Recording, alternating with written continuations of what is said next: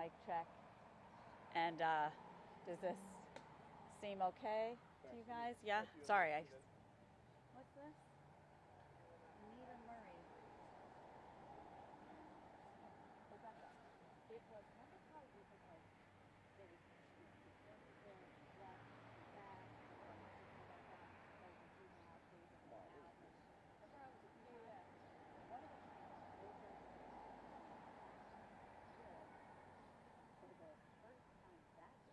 Hey, man.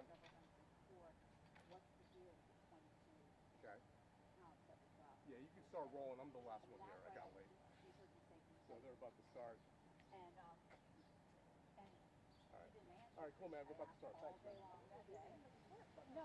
But here's the thing. So then, on the phone. Hey, guys, thanks again for waiting for me. Simon Dust just doesn't, you know, so.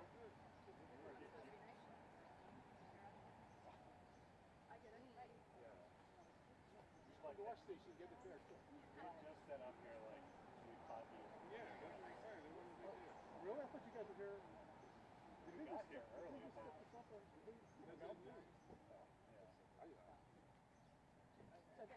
that's what I said it in front of the phone. So I said, you know, it's like they're looking out. So like they should know what they're talking about before they try. And I make it was a good I was like fully blocked out. Like I couldn't see anything, and then I was that day. Wait a minute, blocked out. I think I first time after. This was the after. And then I yeah.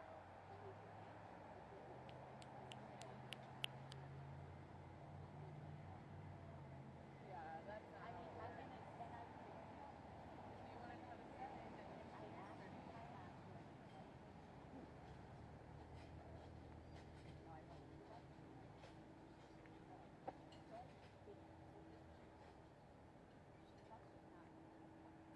I don't feel so bad. The other two.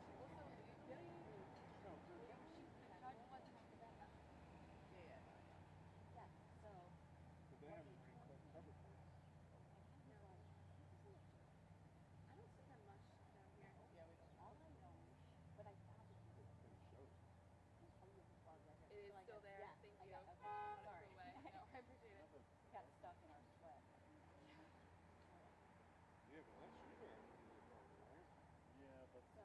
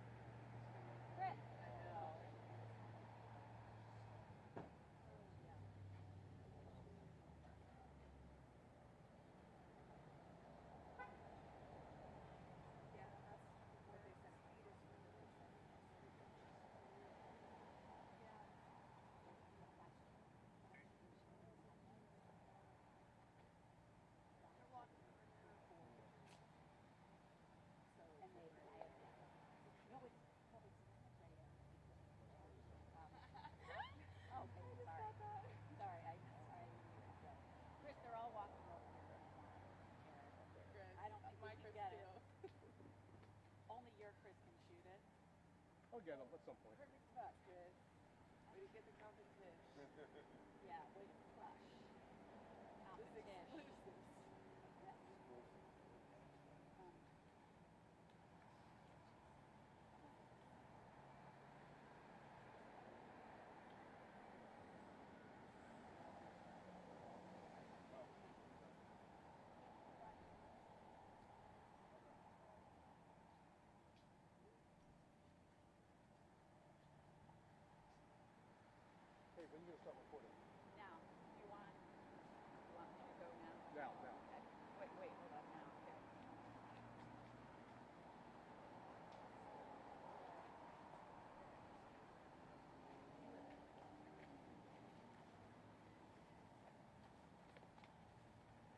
we're live. Is anyone else live?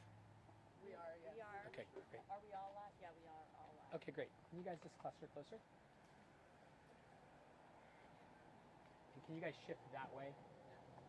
I appreciate the attraction to the shade. There is more shade over here. Is that okay? Are we all set? Okay. Thank you, everyone. Thiru Vignarajah, former Deputy Attorney General of Maryland, here on behalf of a number of the families of the victims of a monster at Severna Park Elementary School. Alongside of me are not just the mothers and fathers and relatives of little girls who endured the unimaginable, but are also community members who have stood in solidarity and support during an unthinkably long marathon that was supposed to end differently than last week. I want to start by emphasizing that when a number of the families reached out to me earlier this week, their frustration, their devastation, their heartbreak was not abstract. It was rooted in a feeling of betrayal by the very systems they had come to Severna Park to trust. These are moms and dads, community members, families that not only didn't do anything wrong, they did everything right. They moved to a wonderful community that has some of the best schools in the land. They picked Severna Park Elementary School because it was a honored sanctuary where kids got a great education and were safe, got a chance to play and love and be kids. They came here for the sake of their families, trusting in a school system and a justice system that has betrayed them. It isn't just that they placed their trust in a community that they were drawn to for the sake of their children. It was that even after that trust was betrayed, they believed that in a case so strong, so clear, where one girl after another had the courage to step forward and speak truth to power, that surely justice would be delivered. They were told over and over and over again that all they needed to do was trust in the system. They'd had that trust broken once by the schools to which they sent their daughters, but they were asked to trust again, and they did. They trusted in the people that are charged with protecting our kids and with getting justice. I think this is the very first public press conference for a lot of them. They came out of court and answered your questions, but actually affirmatively sharing their voice, their message, they had been encouraged to not worry about that because all was well, all would be fine. Last week, they learned that that couldn't be farther from the truth, that what was supposed to be a moment of closure and comfort for girls and families and a community that endured the unimaginable was instead a nightmare relived, a rebuke from the justice system that was supposed to deliver justice for their families and for this community. Well, I want to be very clear. The families I represent, the community members that I stand with, have one message, which is they are not ready to trust again. They are going to fight. They are going to make clear that this was not the end. This is not the end. And they are going to do whatever is needed to ensure that justice is done for the sake of their daughters and for the sake of this community. I'm a Baltimore guy. You guys know that. I have followed this case with profound concern for this community, but also, frankly, believing that surely in Severna Park, justice would be delivered the way it's supposed to. When I saw the news, it was heartbreaking. When I got a call from one mother and then another asking for answers, asking for an explanation, I was quick to point out that I didn't have a ready one. But when I saw the defendant and his attorneys perpetrate the fiction that the message from the jury is that he is innocent, that was a bridge too far. Every prosecutor, every defense attorney, everybody who watches Law and Order knows that a verdict of not guilty is not a proclamation of innocence. It is a considered view by a jury that the prosecutors and the investigators did not put enough evidence in front of them to convince them beyond a reasonable doubt. It doesn't make it better. It's terrible. But these families, the families I represent, this community is not going to allow the fiction to persist that the man who perpetrated these horrific crimes and abused and molested their little girls is going to pretend that he's innocent. It's not going to happen. And that is something that we are going to say every time we can. But it is also going to be reflected in what these families are going to do. Today is not the end. It is the beginning of a next chapter. And that chapter is going to involve families that have sat quietly, patiently, waiting for justice to be delivered, now standing up and speaking up and fighting for their daughters themselves. We are going in the days ahead to make very specific asks. Today is not the day for that, but be clear. Investigators, law enforcement authorities at every relevant level should understand that these families expect and demand of them that they take another look, that they go and look at what went wrong and how to right that wrong. This is not a post-mortem so that we understand how to prevent it in the future. Surely that is of value. But long before we get there, we need to correct this injustice. There's a man that perpetrated unspeakable crimes against little girls in this elementary school, in a sanctuary of learning that needs to be held accountable. And all the folks whose jobs it is, whose taxpayer dollars are paid to them to do that, need to understand that these families are asking you to do your job again. Frankly, to do it better. Because what has been done for the last many months, quite simply, isn't good enough. It wasn't good enough. I should have known better. I feel sick to my stomach because a couple of these mothers reached out to me early stages and asked whether I would step in to be of value. And candidly, I said, look, it sounds like there's lots of terrific attorneys and prosecutors and investigators. This case looks from a distance so strong. Please let me know if you need help, but I think this seems like it's well under control. Their same assumption, I can't blame them because I made the same mistake. It was not apparently in hand. And that mistake is not going to be made again. We're going to be looking over the shoulders of everyone responsible for making sure that this injustice is righted. In Baltimore City, where I spent many years as a federal and city prosecutor and then as Deputy Attorney General, we often had criminals, gang members, who didn't perpetrate a crime once, but killed 3, 4, 5, 10, 15 people. And we often knew that we wouldn't be able to bring that perpetrator to justice on the basis of one particular murder or another.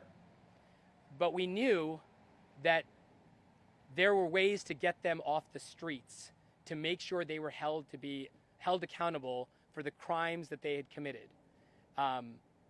If there are other victims that were not charged or whose cases were dropped, it is appropriate to review those cases again. If there are angles or theories that seemed a little too inventive or unnecessary because you had a dunk of a case, it's time to revisit those options. These families have ideas. I certainly have ideas. But we're going to let, for just literally another minute, the folks that are charged with doing this work a chance to do this work.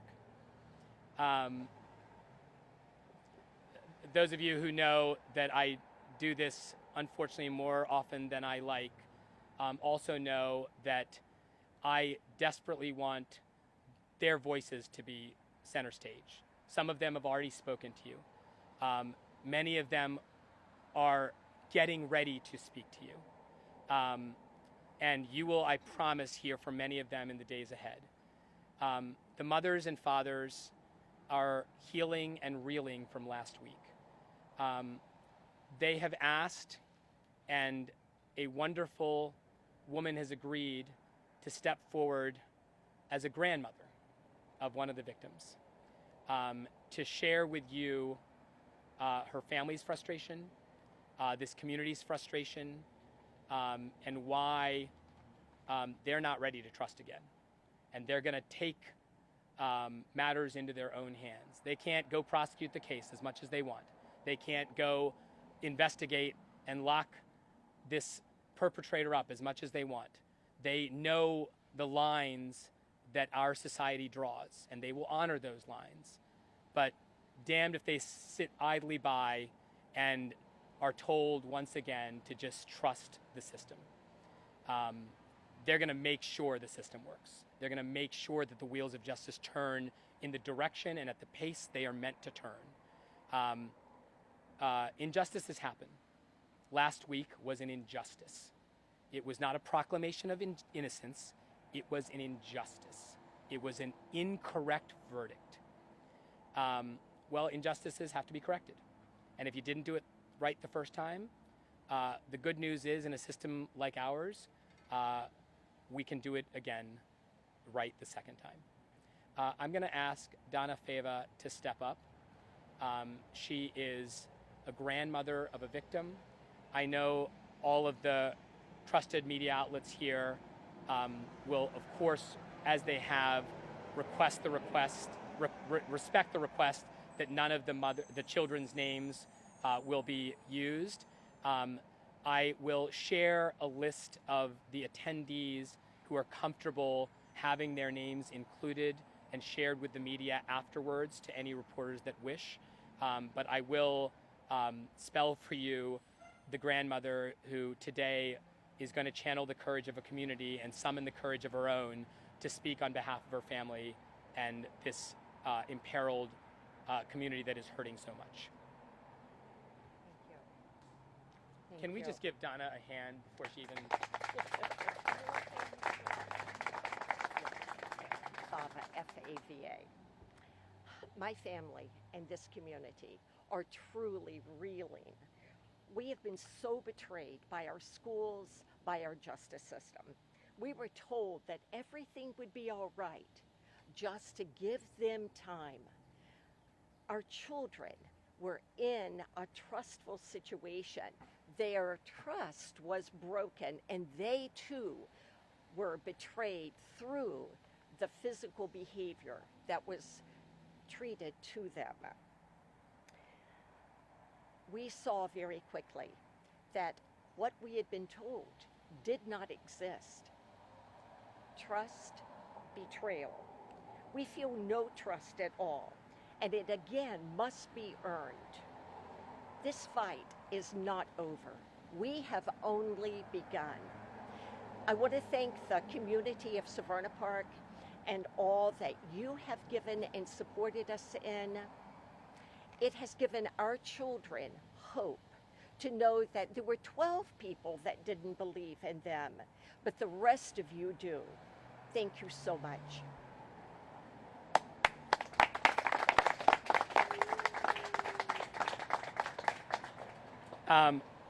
Look, I'll make it pretty clear. The message from these families and from this community is clear. They have trusted in a community they moved to for the sake of their families. That trust has been betrayed, and they are not ready to trust again.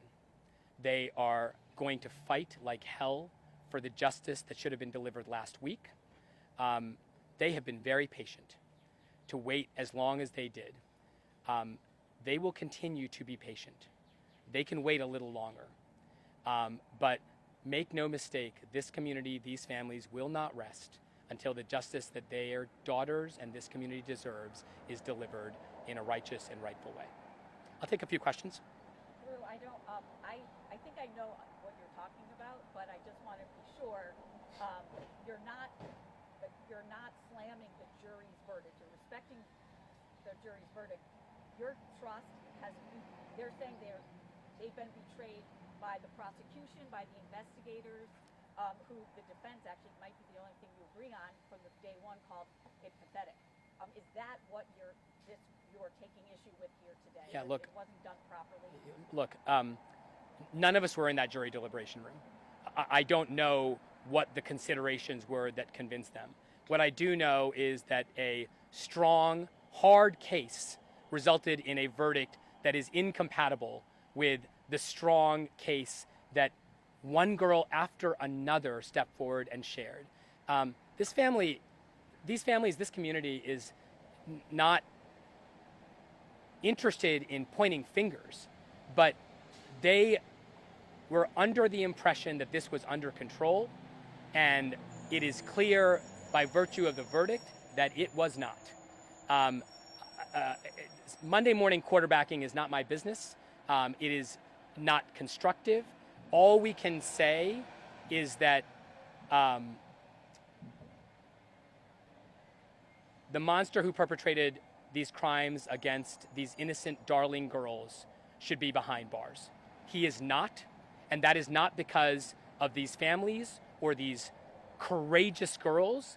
It is because the justice system did not work, and the people that are responsible for delivering justice did not do their job. I know you said you weren't going to get into specifics today, but what are the options legally? Yeah, look,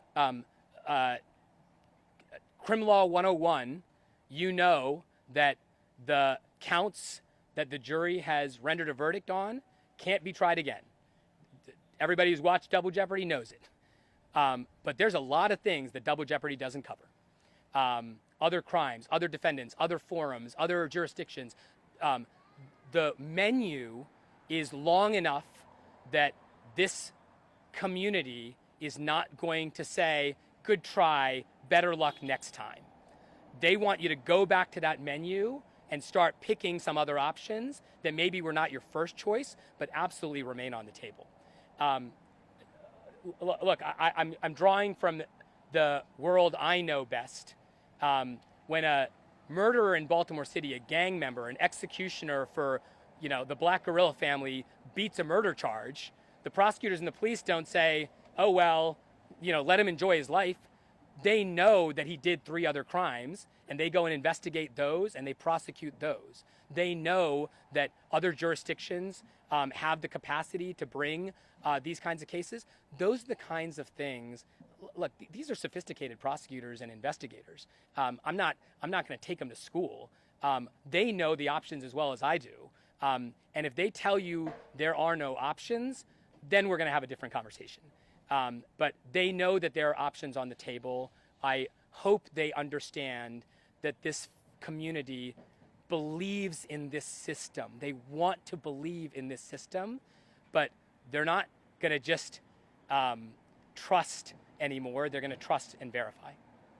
So is it fair to say that the families are pushing the state to bring more criminal charges in some capacity? Look, I think several individual members have been explicit about that before, during, and after the verdict.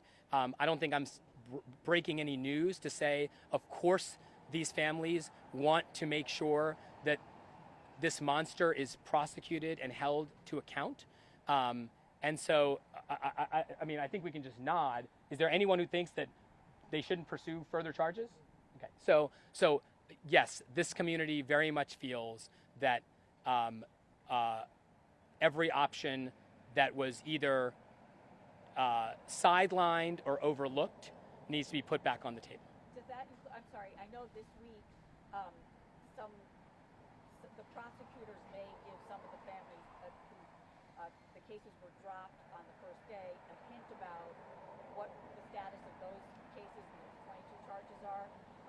I'm not sure if this is a result of those families being told we're not pursuing it, but is it safe to say you're pushing the state to pursue the 2 counts the jury was hung on, as well as or 2 or 3, I can't remember, as well as the charges from the original indictment that were dropped on the first day before the jury was sworn? Yeah, Kate, I can confidently tell you that I have not been told anything about any decisions that the state's attorney's office or anyone else has made. So we don't have any information that is not public, number one. Number two, I am going to respect their process enough to not make specific recommendations to the press. We have requested an opportunity to speak with them, to share our input and our perspective. We hope they will honor that request, and we will first and foremost share our recommendations with them out of respect both for them and the process. I might have just missed it. So the families haven't met with the state yet to talk about options moving forward? To my knowledge, we have not had conversations about exactly what's going to happen going forward. Okay. Look, I want to say one thing as a caveat, Rebecca, and this is not, there's a lot of families. So have there been individual conversations about this or that? Probably, maybe, I don't know. I am not privy to any formal or informal conversations where decisions about what to do going forward have been discussed or decided. Okay. You also said that the prosecutors didn't bring enough evidence in this case. Is there anything in particular, any information that was left out that families would have wished was there? Rebecca is very good at not misquoting me, so I'm very confident that you won't hear. What I want to be clear is a jury verdict of not guilty is nothing more than a message that the jury felt that not enough evidence was presented to them in a sufficiently compelling way. I wasn't there, but I know that one little girl after another says the same thing about horrific crimes that were perpetrated against them. I have a hard time saying that is not enough evidence. That sure is, not to curse, that sure ought to be enough evidence. What I unfortunately have to acknowledge is that a jury did not feel that sufficient evidence was presented to them in a persuasive way by the parties that were charged with presenting it. That's all I think a not guilty says. The reason I bring that up is I've seen defendants acquitted and they tail between their legs, leave the courtroom and go home, thank their lucky stars and never speak again. But when a person who is charged with the kinds of crimes and the volume of crimes has the audacity to have his counsel stand on the courthouse steps and proclaim his innocence, these families in this community is not going to stand for that. They're not going to allow that fiction to persist. I know that Anne Arundel County Public Schools has not fired Schlegel, and they're still determining what his future is going to be with the system. Have they been reaching out to the school system as well? I know courts, but with the school system to see what they can do there? I am unaware of any conversations that have happened. My focus, candidly, remains on delivering a measure of justice with respect to the girls who were wronged.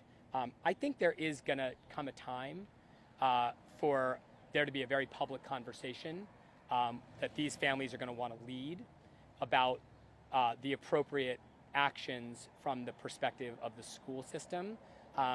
That's just not today's focus. And I'm not just saying that to punt it. It's because I have not had fulsome conversations about that topic to be able to honestly share their views on that topic. Look, civil suits have already been filed. I imagine additional civil suits will be forthcoming. Civil liability is an important remedy within the legal system. It's just not enough by itself. So be clear. I think all of you know I have prosecuted cases criminally. We have pursued cases civilly. Both of those are important aspects of justice. And no doubt there will be a civil reckoning. But first and foremost, we have to fix the injustice from last week.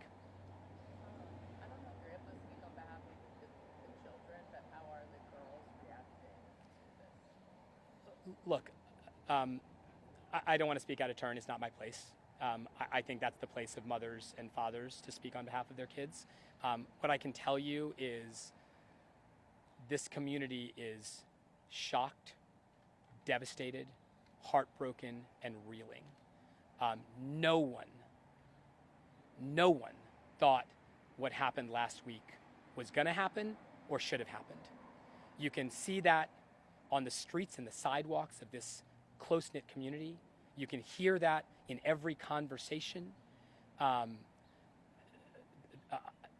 It's one thing to have a crime perpetrated against your little girls. It's another thing to be told that all will be well, and then for a devastating, unexpected result to be announced to the world and to your babies. So to say that everybody is fine, no, nobody's fine. People are hurting. Are you representing them just as a spokesperson or in any legal capacity? I'm representing him as their attorney across the board. And I don't mean to belabor the civil litigation point, but the mother, Joe, has to be represented here since one of the 5 girl mothers filed that civil suit. Are others able to join that? I don't know what you need to make it a class, or if there are more civil suits filed, do they have to be individual? It must be something you guys have talked about. It's in the works already. Yeah, I mean, sorry for civil litigation 504, but there's individual lawsuits, there's class action lawsuits, there's something in between called mass action lawsuits. You, in theory, can have a large group of people file a claim together. I don't think historically that is the approach that has been taken in these kinds of cases. I don't think these families have really reflected on that as an option. And I, in the abstract, can't tell you that there's a lot of virtue to that here. There are a number of families that are considering their options, that have already pursued their options. But I think, Kate, to just be frank, my prediction is that this will not be litigated as a class action or as a mass action, but as a series of individual cases by individual plaintiffs. Thank you. Are you representing just the 5 families of the girls who testified, or more than that? I will provide happily a list of the specific folks that I'm representing. They are in different positions. Some of them are families of named defendants. Some of them are families of etc. So, anything else? Guys, I want to just end by saying 2 things. One, surely you can appreciate how grateful the families are for the outpouring of love and support, not just for them as they heal as mothers and fathers and aunts and uncles and grandmothers and grandfathers, but for the outpouring of support for their little girls. And the acknowledgement that we believe these girls, we trust these girls, we stand with these girls. To have that be one of the silver linings of a nightmarish couple of weeks, I know the families want to express their gratitude for that. I know they also want to express their gratitude for you continuing to pay attention to this story. It'd be easy enough to say, verdict's in, we got another big case to focus on.